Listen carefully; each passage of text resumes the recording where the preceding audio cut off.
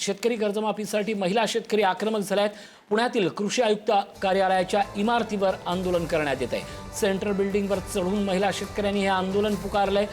महिला शेतकऱ्यांनी कर्जमाफीसाठी आता आक्रमक पवित्रा घेतलाय। वारंवार सरकारकडे दाद फिर्याद अर्ज करून देखील आपल्या मागण्यांची नोंद घेतली जात नसल्यानं महिला शेतकऱ्यांनी आक्रमक होऊन अशा प्रकारे आंदोलनाची भूमिका घेतली आहे।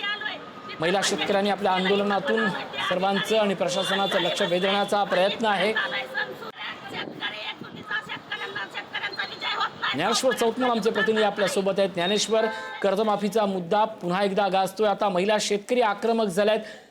पुण्यातील कृषी आयुक्त कार्यालयाच्या इमारतीवर हे आंदोलन सुरू आहे। आंदोलकांचे काय अपडेट?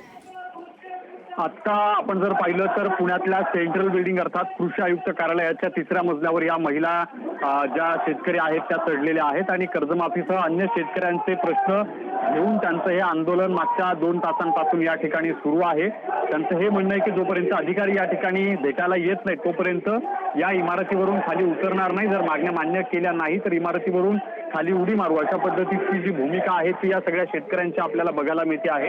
मागच्या 2 तासांपासून प्रशासनाकडून त्यांना विनंती केली जाते की आपण खाली उतरलं पाहिजे आणि योग्य ती चर्चा प्रशासनासोबत कार्यालयामध्ये केली पाहिजे। मात्र जोपर्यंत अधिकारी इथे आमच्यापर्यंत येत नाही तोपर्यंत हे आंदोलन असं सुरू राहील। खाली आम्ही उतरणार नाही अशा पद्धतीचा पवित्रा या महिला आंदोलक शेतकऱ्यांनी घेतल्याचं आपल्याला बघायला मिळत आहे। इमारतीच्या टेरेसवर जाऊन घोषणाबाजी या महिला शेतकऱ्यांकडून सुरू आहे।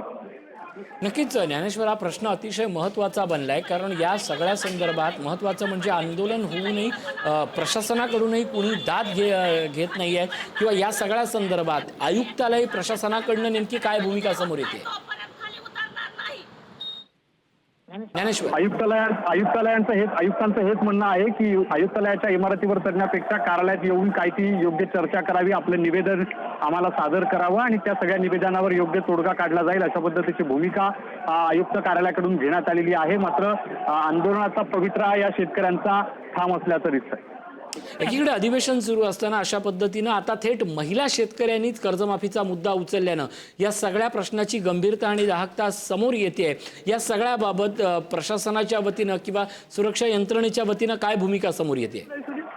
सुरक्षा यंत्रणांच्या वतीनं या सगळ्या महिला शेतकऱ्यांना खाली उतरवण्यासाठीचे प्रयत्न जे आहेत, विनंती जी आहे ती केली जाते आहे। मात्र जर कोणी आम्हाला या ठिकाणी खाली उतरण्यासाठी विनंती करणार असेल किंवा खाली उतरवण्यासाठी वर येणार असेल तर आम्ही या 3ऱ्या मजल्यावरून उडी मारू अशा पद्धतीची जी भूमिका आहे ती शेतकऱ्यांनी घेतली आहे। त्याच्यामुळे एक मोठा टास्क जो आहे तो प्रशासनाच्या समोर या ठिकाणी निर्माण झाल्याचं बघायला मिळतं। ज्ञानेश्वर, तुझा हा सगळा संवाद सुरू असताना तुझ्या मागे प्रचंड मोठी घोषणाबाजी होते। हे आंदोलक महिला शेतकरी ज्या पद्धतीनं या सगळ्या बिल्डिंगच्या वर आहेत त्याच पद्धतीनं परिसरातही त्यांनी घेराव घातलाय का? फक्त आंदोलक हे इमारतीच्या वर 3ऱ्या मजल्यावरच आंदोलन त्यांचं जे आहे ते या ठिकाणी सुरू आहे। काही मोजक्या महिला आहेत ज्यांनी इमारतीवर टेरेसवर जाऊन जी शेवटची आपल्याला भिंत बघायला मिळते त्या भिंतीवर बसून हे आंदोलन त्या ठिकाणी सुरू केलेलं आहे। इतर आसपास आयुक्तालयाच्या कार्यालयात कुठेही आंदोलन किंवा घोषणाबाजी नाही। मात्र जी स्टाईल या आंदोलकांची आहे त्या स्टाईलची सगळी चर्चा पुण्यात आणि शहरात होताना बघायला मिळते। कारण अशा पद्धतीचं अनोखं आंदोलन या शेतकऱ्यांकडून केलं जाते, कारण यापूर्वी अनेक वेळा आंदोलनं करून त्याची दाद जी आहे ती सरकारने घेतली नाही, म्हणून हे अनोखं आंदोलन या ठिकाणी या महिला शेतकऱ्यांकडून सुरू आहे। ज्ञानेश्वर, या महिला शेतकऱ्यांनी ही आंदोलनाची भूमिका जाहीर करताना या मागे कुठल्या शेतकरी संघटनेचा किंवा कुठल्या राजकीय पक्षाचा किंवा यांच्या कुठल्या संघटनेचा हा निषेध या पद्धतीचा दिसून आला होता किंवा आंदोलनाची भूमिका किंवा या सगळ्या आंदोलनाची नेतृत्वाची भूमिका कोणी स्वीकारली आहे का? जी माहिती मिळते त्या माहितीनुसार धाराशिव जिल्ह्यातले हे सगळे शेतकरी आहेत अशा पद्धतीची माहिती आहे आणि या सगळ्या सर्वसामान्य शेतकऱ्यांनी एकत्र येऊन हे आंदोलन या ठिकाणी सुरू केल्याचं बघायला मिळतंय।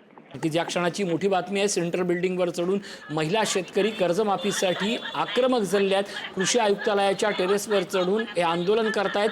आमच्यासोबत जर कोणी चर्चा करणार नसेल किंवा आम्हाला या ठिकाणी सोडवण्याचा प्रयत्न करणार असेल तर आम्ही थेट टेरेसवरून उडी देऊन जीव संपवू अशा प्रकारची भूमिका या महिला शेतकऱ्यांनी घेतल्यानं हा सगळा प्रश्न आता चिघळलाय। ज्ञानेश्वर, आपण पाहतोय साधारणपणे किती वेळ झालाय हे आंदोलन सुरू आहे? जवळपास 2 तासांपासून हे आंदोलन या ठिकाणी सुरू आहे। 2 तासांपासून घोषणाबाजी या ठिकाणी सुरू असल्याचं आपल्याला बघायला मिळते। प्रशासनाकडून देखील त्यांना विनंती केली जाते की आपण कार्यालयात येऊन या ठिकाणी चर्चा केली पाहिजे, योग्य तो तोडगा आपण त्यावरती काढू, अशा पद्धतीचा शब्द प्रशासनाकडून दिला जातो. या सगळ्या प्रश्नात जी महत्त्वाची भूमिका होती की सातत्यानं या धाराशिव जिल्ह्यातल्या महिला शेतकरी आत्ता कृषी आयुक्तालयाच्या या समोर येऊन त्यांनी आक्रमक भूमिका घेतली आहे, पण आपणही सातत्यानं संवाद साधताय. कृषी आयुक्तालयांकडनं तातडीची काही पावलं उचलली जात आहेत का या आंदोलनासंदर्भात? अर्थातच पावलं उचलली गेलेली आहेत आणि प्रशासनाचा निरोप घेऊन अधिकारी देखील त्यांना विनंती करतायत. मात्र आंदोलक आपल्याला त्यांच्या भूमिकेवर ठाम असल्याचं दिसतंय. आंदोलक खाली उतरायला काही तयार नाहीये. या सगळ्या पार्श्वभूमीवर पुणे फायर स्टेशन असेल किंवा सुरक्षा यंत्रणांनी जाळी किंवा त्यांच्या बचावात्मक, सुरक्षात्मक, प्रतिरोधात्मक काही यंत्रणा केल्याचं चित्र दिसतंय का ज्ञानेश्वर? अर्थात सगळे प्रयत्न जे आहेत ते प्रशासनाकडून सुरू आहेत. बचावात्मक सगळे प्रयत्न, सगळी काळजी जी प्रशासनाने घेणं आवश्यक आहे तशा पद्धतीची काळजी प्रशासन सध्या या आंदोलनस्थळी येताना आपल्याला बघायला मिळतं आहे. मात्र हे सगळे आंदोलक कधी खाली उतरणार याचीच सगळेजण वाट पाहतात, कारण कुठल्याही पद्धतीचा अनुचित प्रकार या ठिकाणी घडू नये, दुर्घटना घडू नये अशी सगळ्यांची इच्छा आहे. नक्कीच ज्ञानेश्वर, हा संवाद असाच सुरू ठेवूया. आपण थेट जाऊया. आपल्यासोबत दूरध्वनीवरून शिवसेना ठाकरे सेनेचे आमदार कैलास पाटील जोडले जात आहेत. स्वागत आपलं पुढारी न्यूजमध्ये. एक मोठी बातमी येते. पुण्याच्या कृषी आयुक्तालयाच्या सेंट्रल बिल्डिंगवर चढून महिला शेतकऱ्यांनी कर्जमाफीसाठी आंदोलन केलंय आणि सगळ्यात महत्त्वाचं म्हणजे या धाराशिव जिल्ह्यातल्या महिला आहेत, कर्जमाफी कधी होणार अशी थेट भूमिका घेतली आहे. आपली प्रतिक्रिया काय? ही कर्जमाफी खरी आहे का फसवी आहे हे या महिला शेतकऱ्यांना पुण्यात येऊन कृषी आयुक्त कार्यालयासमोर जर आंदोलन करावं लागत असेल, त्यातून या कर्जमाफी खरी आहे का फसवी आहे हे सिद्ध होते. मी विधानसभेतही बोललेलो आहे. 296 प्रस्तावावर फसवी कर्जमाफी आहे, कर्जमाफी नाही तर कर्ज वसुली मोहीम आहे. त्या निविष्ठांचे प्रश्न असतील, कर्जमाफीचे प्रश्न असतील. आपण फक्त एका बाजूला सरकार म्हणतंय की आंतरराष्ट्रीय महिला वर्ष आहे आणि महिला शेतकऱ्यांना जर तिथं येऊन आंदोलन करावं लागत असेल, यापेक्षा दुर्दैवी गोष्ट कुठली आहे? एका बाजूला लाडकी बहीण म्हणायचं, आपण महिला शेतकरी वर्ष म्हणायचं, आणि महिला शेतकऱ्यांना आंदोलनाची वेळ येत असेल तर मग आपली लाडकी बहीण नाही का? आपली शेतकरी महिला आपली लाडकी बहीण नाही का? त्यामुळे फसवी कर्जमाफी आहे हे सिद्ध होतंय. सरकारला माझी विनंती आहे की सरकारनं फसवी कर्जमाफी करण्यापेक्षा त्यांनी सरसकट सगळ्यांना तुम्ही जे बोलला होता कोरा कोरा कोरा त्या पद्धतीने शेतकऱ्यांचा सातबारा कर्जमुक्त करून त्यांना कोरा सातबारा करावा एवढीच माझी सरकारला विनंती आहे. कैलासजी, सातत्यानं आपली जी भूमिका राहिली आहे ती या सगळ्याबाबत तुम्ही स्वतः लढा देतायत, अधिवेशनात प्रश्न उचलतायत, पण आत्ता कळीचा मुद्दा हा निर्माण झालाय की पुणे कृषी आयुक्तालयाच्यावर या धाराशिव जिल्ह्यातल्या महिला शेतकरी उपस्थित आहेत. एकीकडे अधिवेशन सुरू आहे, मग नेमकी या सगळ्याबाबत सरकार पावलं का उचलत नाहीये? तोच प्रश्न सगळ्यांना पडलेला आहे. ही सरकारनं 2 वर्ष अभ्यास केला या बाबतीत. बरं, वस्तुस्थिती लक्षात आली, सगळीकडे आंदोलनं झाली, विधानसभेत आवाज उठवला गेला, रस्त्यावरची आंदोलन झाली, तरी सरकार का नक्कीच धन्यवाद या सगळ्या माहितीबद्दल. कैलास पाटील आपल्यासोबत होते.